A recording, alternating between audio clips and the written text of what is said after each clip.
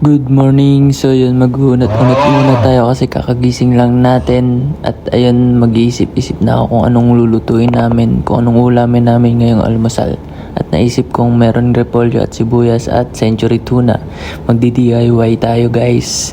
Kaya yun, samahan nyo ako sa pagluto ko ng DIY century tuna with repolyo. Short story lang, natutunan ko yan dahil sa jowa ko, kay Gia May Demilio, girlfriend ko.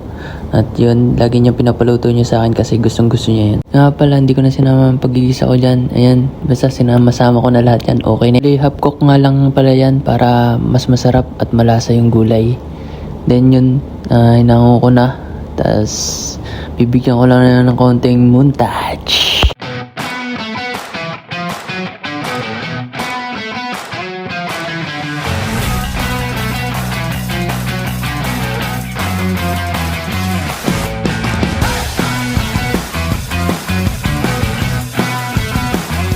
So yung kainan na, tinabi ko nga palang toyo dyan. Kung katabi ko yung jowa ko habang kumakain ako. Ay!